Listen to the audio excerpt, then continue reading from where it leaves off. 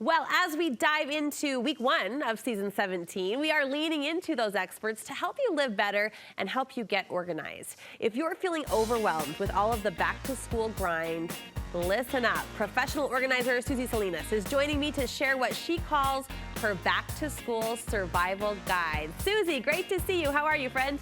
I'm doing well. Great to see you too. I understand this survival guide, as we're calling it, offers practical advice for all ages, preschool on up to high school. Your first piece of advice is to find a home for everything.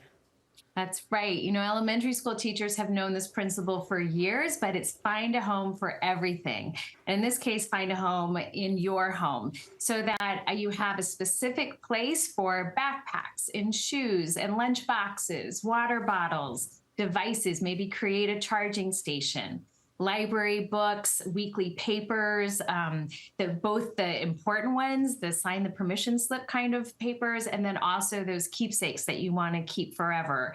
And then have a home base for your school supplies as well. You know, that's no guarantee that kids are going to always put them back, but just like at school, there's a cleanup song. You can do a quick 5 to 10-minute reset before or after dinner and just put everything back in its home. Which means everyone needs to know the address, right? I often That's struggle right. with little kids. You know, I can know the systems and I can create the systems, but if I don't have support in keeping those systems, so everyone needs to know the home of all the things, right? Right. And you have to have labels, right? With pictures for kids who can't read or, you know, written labels, because that's really the key so that everyone knows where things live. Well, and that leads into your next tip. You say don't rely on memory alone. You're a big fan of checklists, especially for those little kids.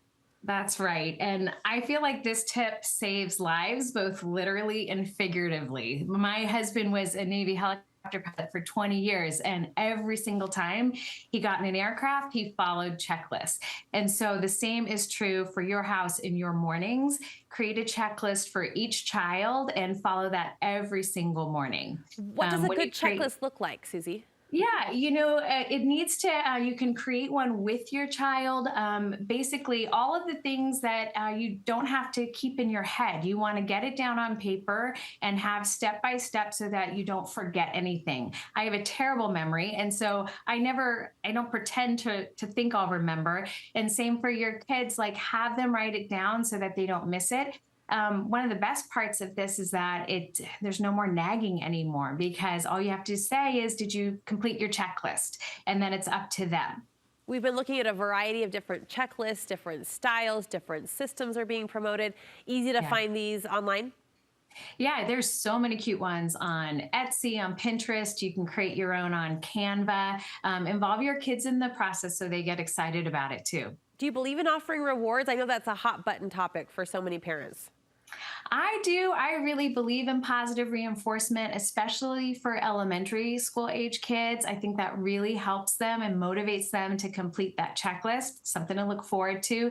And then even for my teenagers, I think some of the reward is that I'm not nagging them anymore. They've completed their checklist, and so they're free to relax and hang out with friends or have some tech time. You firmly believe, and I love this reminder, that preparation shouldn't just happen the night before. You say weekends are kind of the golden time to get ahead of the race. What are some things we could be doing on the weekends that would help our weekday mornings feel that much more smooth?